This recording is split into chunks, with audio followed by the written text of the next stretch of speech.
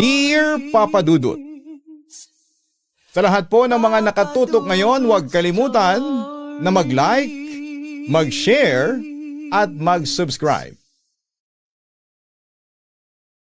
Isang magandang araw sa inyo at sa lahat ng mga nakatutok at nakikinig sa inyong programa, tawagin mo na lamang po ako sa pangalang Pachita, tubong Davao de Oro at isang proud Mindanaoan, Papa Dudut.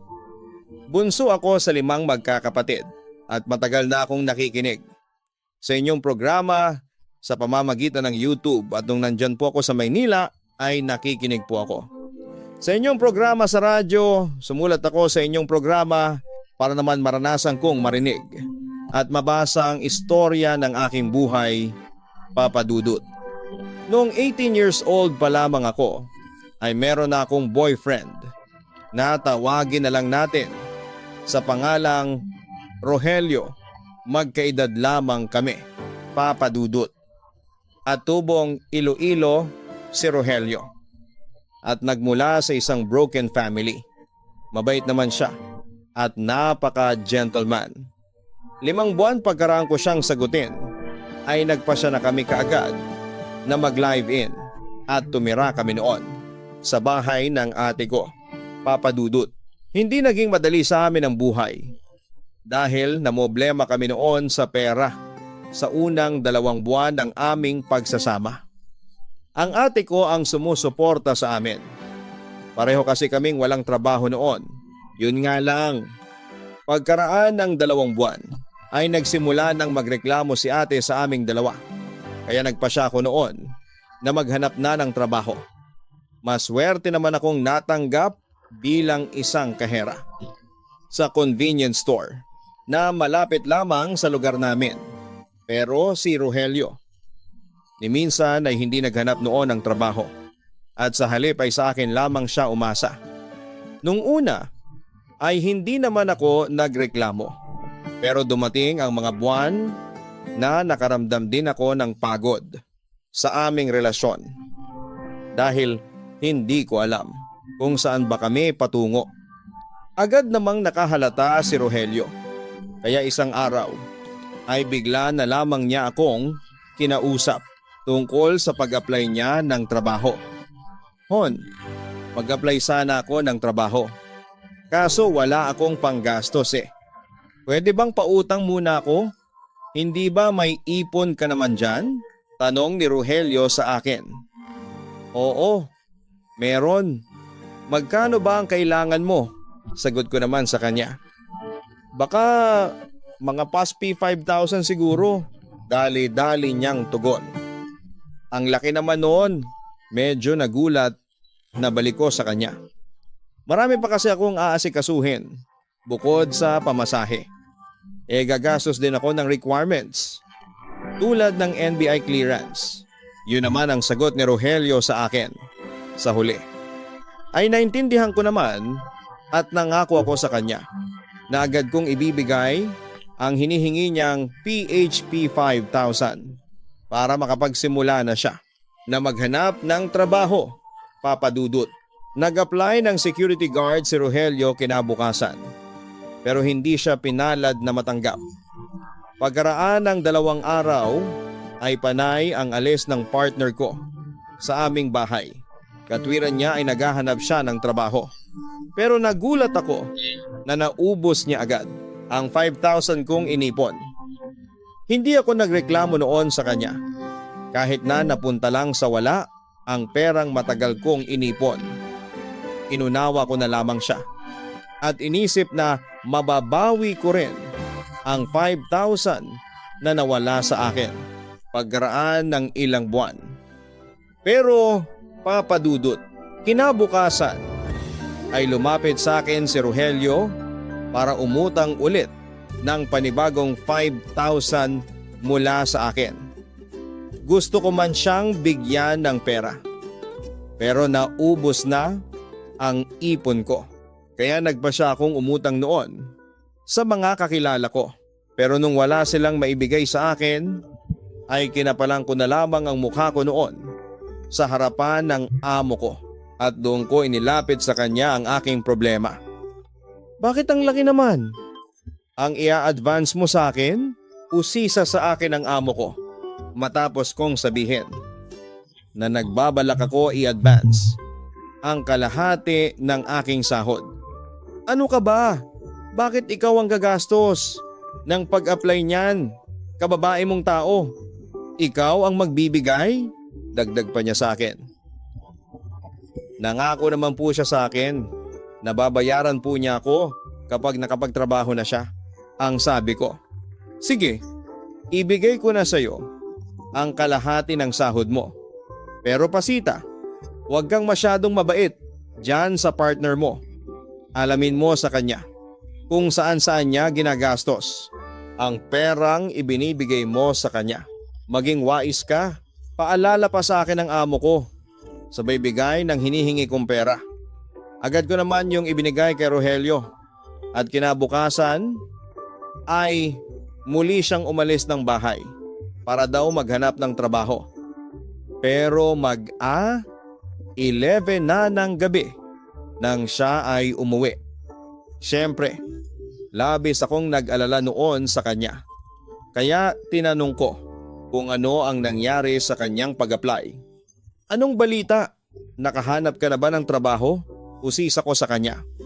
Nung una ay hindi ako sinagot ni Rogelio. Halata sa mukha niya na naiinis siya at mukhang nakainom. Kaya inulit ko sa kanya ang aking tanong. Wala. Hindi ako natanggap sa mga inaplayan ko. Medyo pabalang niyang sagot sa akin. Kaya ba uminom ka na lang? Sarkastikong tanong ko sa kanya. Amoy alak ka. Sino ang kasama mo? At saan ka nakipag-inuman? Tanong ko pa kay Rogelio. Sumaglit lamang ako kina paring Nelson kasi in-invite niya ako. Kasi birthday ng tatay niya. Ayon, pagdating ko, nandoon lahat ng tropa, nagkwentuhan at kaunting kasiyahan lang pagtatapat ni Rogelio sa akin. Magkano ang natira doon sa perang ibinigay ko sa iyo? Seryosong tanong ko sa kanya.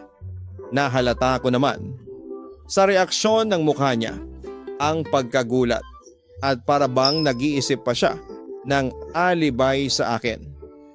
Muli kong inulit ang tanong ko sa kanya pero halata pa rin kay Rogelio na ayaw niyang sagutin ang tanong ko. Ano ba?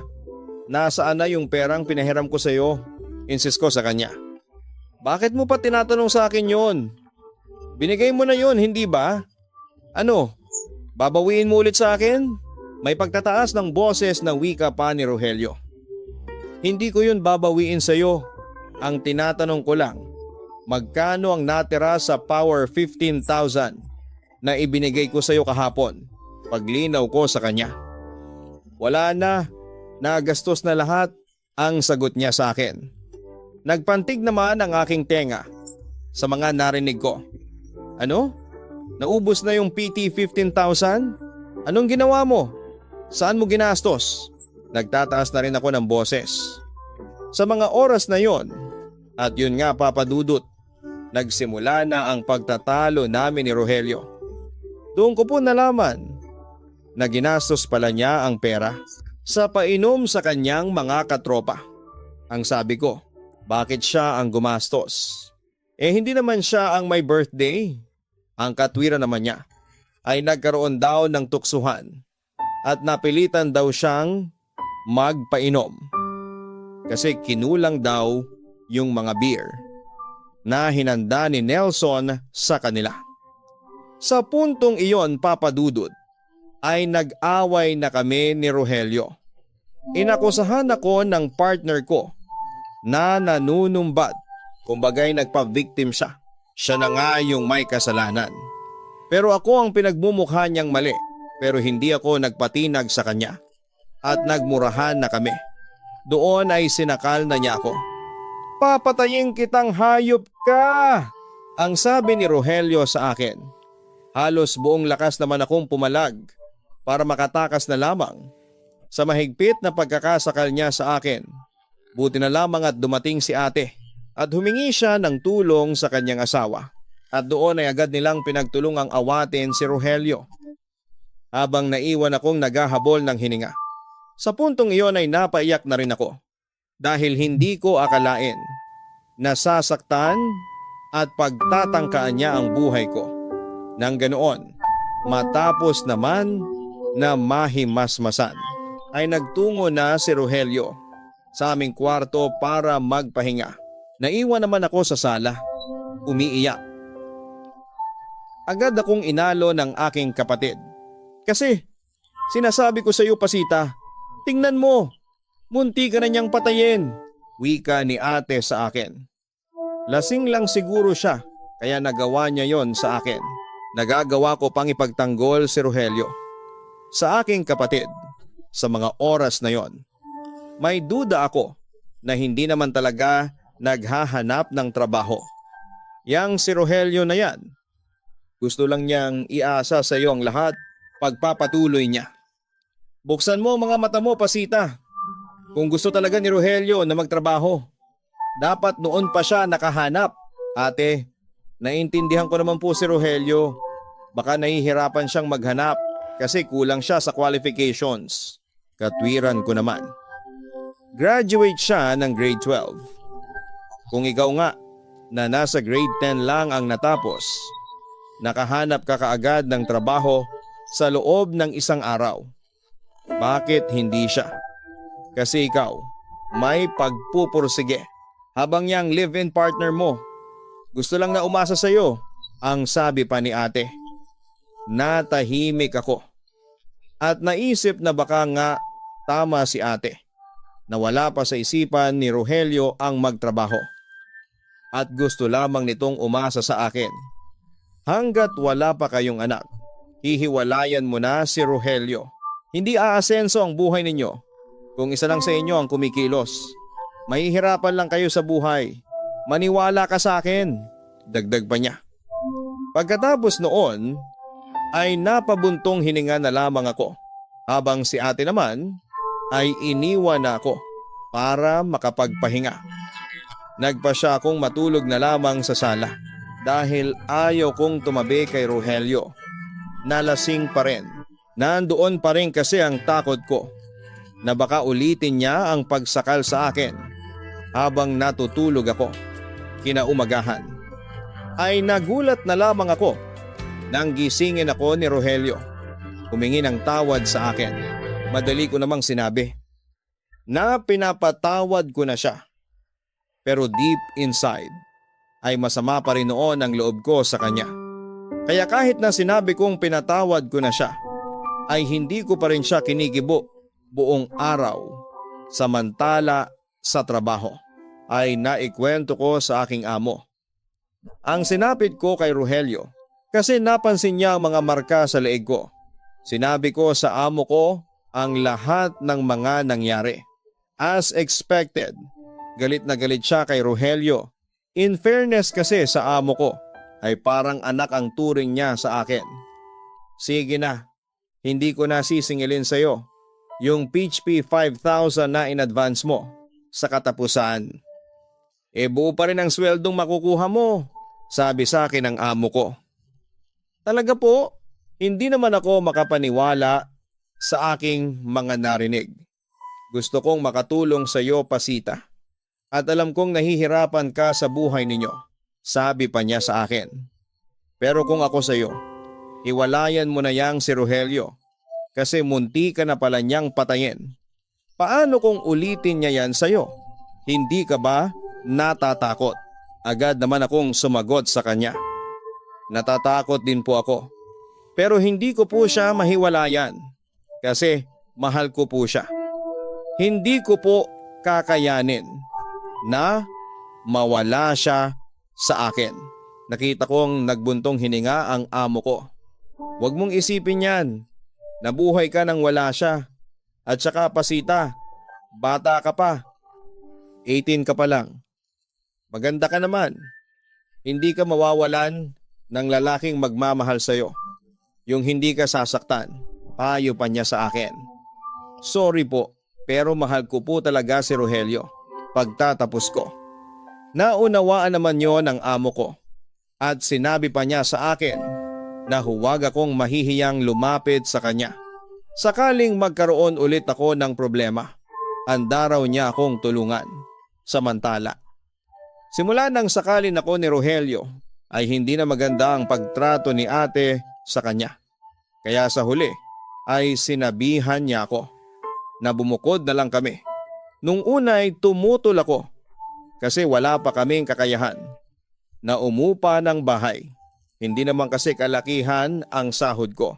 Sa pagkain pa lang namin ay ubos na ang pera ko. Buti na lamang talaga at mabait si ate. At hindi kami hinihinga ng contribution sa pambayad sa ilaw at tubig. Pero nang napansin kong palala ng palala ang pagtatalo nila Rogelio at ng kapatid ko. Tapos ay pumasok na rin sa eksena ang bayaw ko. Kaya sa huli, napilitan na lamang akong maghanap ng bagong matitirhan. At yun nga, Papa Dudut, nakahanap din kami ng matitirhan, 5K kada buwan ng upa. Mabigat sa bulsa. Pero yun lamang ang disenteng bahay na pwede naming tirahan. Ako lahat ang gumagastos mula sa advance, pati sa mga gamit namin. Ni isa, walang contribution si Rogelio, ni pag-aayos nga ng mga gamit namin ay sa akin pa niya inasa. Pero kahit na ganun siya, ay nagpasensya na lamang ako. Umiral kasi ang pagmamahal ko para sa kanya. Samantala, lumipas ang mga buwan at taon. Hindi nagtrabaho si Rogelio at umasa lamang siya sa akin noon. Buti na lamang at may nagrekomenda sa akin ng bagong trabaho at agad akong pumayag dahil promising ang sweldo. Nagpaalam ako noon sa aking amo at pinayagan naman niya ako. Hindi nagtagal ay napasok ako noon bilang ahente ng online lending at aaminin kong malaki ang kinikita ko dahil sa komisyon sa bawat taong umuutang sa kumpanya namin.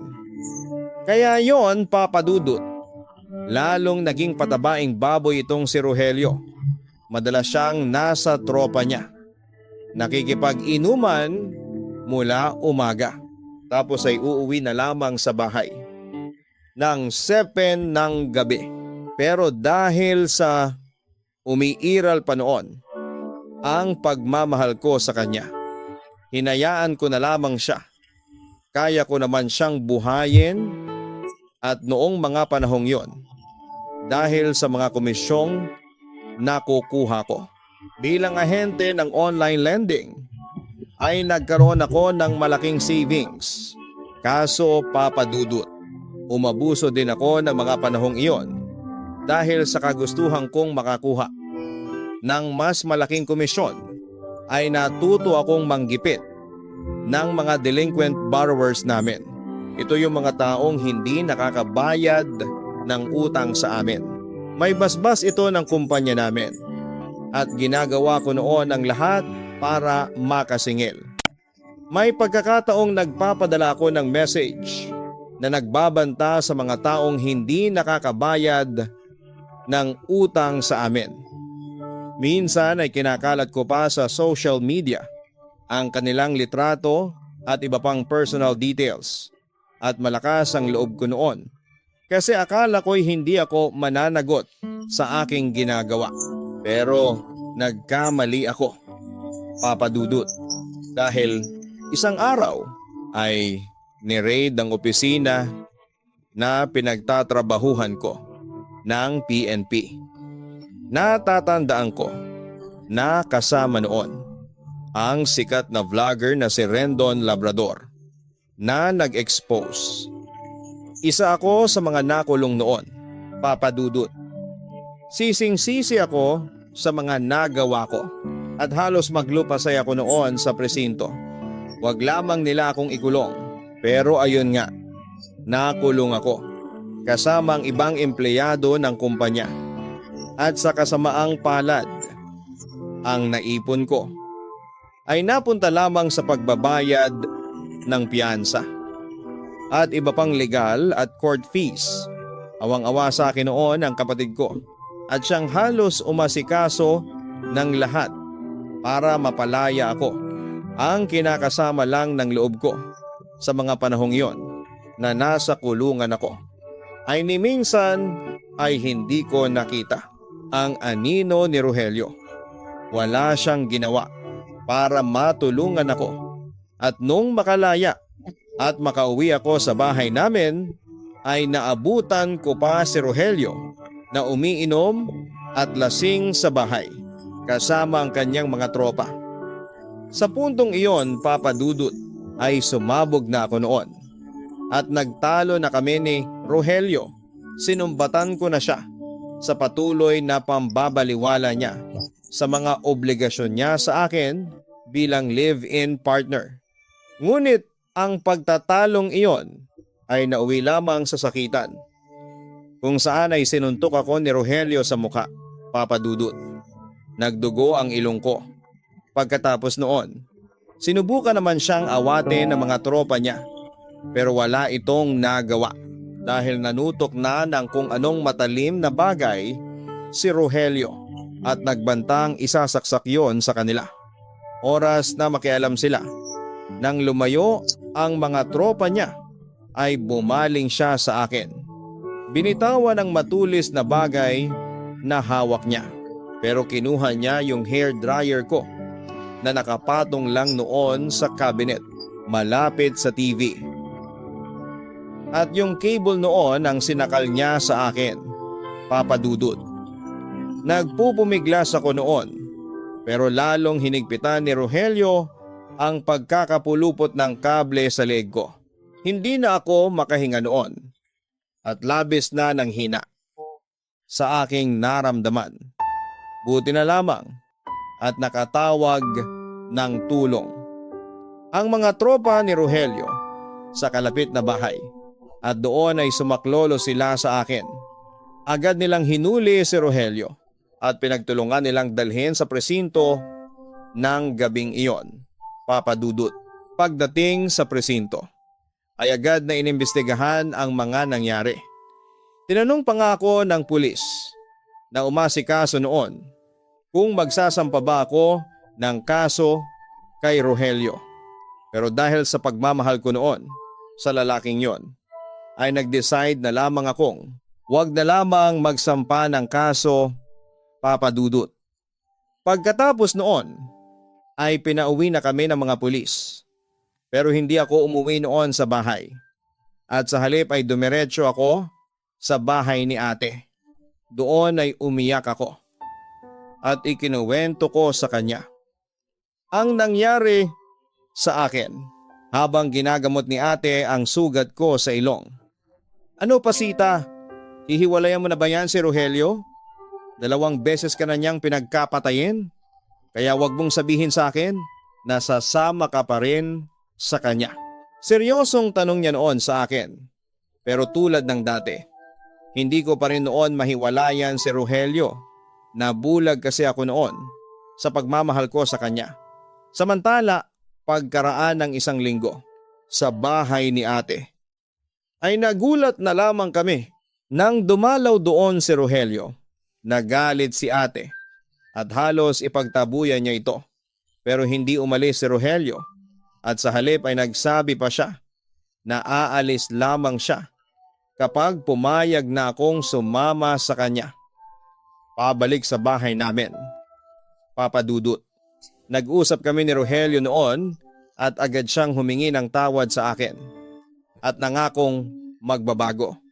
At dahil sa malambot ang aking puso ay binigyan ko ulit siya ng panibagong chance. Umuwi kami sa bahay at doon ay pinaplano na namin ang gagawin namin ngayong parehong wala kaming trabaho. Sabay kaming dalawa na naghanap ng trabaho.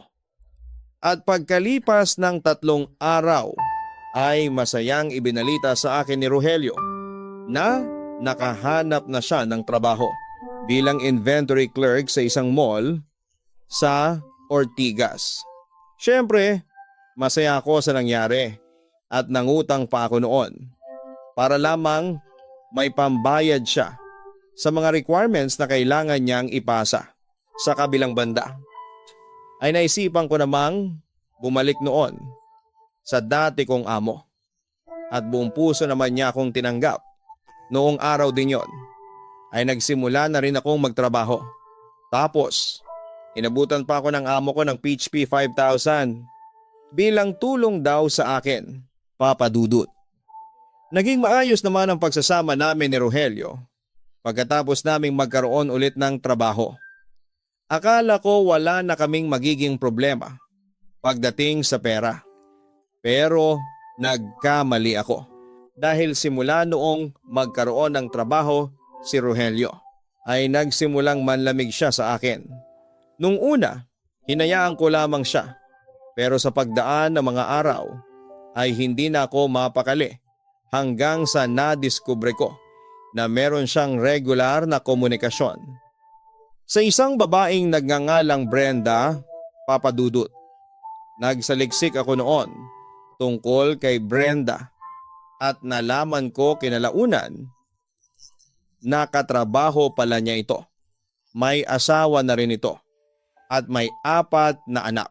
At nagsimula akong magduda dahil panay ang heart ni Brenda sa mga post ng partner ko sa Facebook. Dahil dito, nagpasya na akong kumprontahin itong si Rogelio. Sino si Brenda? May relasyon ba kayong dalawa ha? Agad namang nagulat si Rogelio. Sa aking mga tanong sa kanya, naramdaman kong kinabahan siyang bigla. Kaibigan at katrabaho ko lang si Brenda, sagot niya sa akin. Bakit pa na ang heart niya sa mga post mo sa Facebook? Usisa ko pa sa kanya. Wala naman sigurong masama kung i-heart niya ang mga post ko. Yung mga tropa ko nga, hina-heart din naman ako. Hindi ako nagseselos. Gusto ko lang malaman mula sa iyo kung sino ba yung Brenda na yan. Seryosong sagot ko sa kanya. Siyempre, tinanggi ko na nagseselos ako. Pero deep inside ay umaapaw ang paninibugho sa aking puso. Samantala, pagkatapos noon ay nagpatuloy si Rogelio sa panlalamig sa akin hanggang sa madiskubre ko na lamang mula sa isang tropa niya na may relasyon sina Rogelio at Brenda. Nang marinig ko yon ay naniwala agad ako kasi may instinct na rin ako noon na kaya nanlalamig sa akin ang partner ko kasi meron itong kinakalugod na ibang babae. Siyempre, kinompronta ko itong si Rogelio. Todo din ay siya sa alegasyon at nagbanta pa siya sa akin na sasaktan ulit niya ako. Oras na awayin ko siya sa puntong iyon, Papa Dudut, ay nagpasya na lamang akong magparaya. Umiyak na lamang ako sa isang tabi habang iniisip na niloloko na ako ng partner ko pero wala akong magawa kasi nanaig na ang takot sa puso ko na baka tuluyan na niya akong patayin.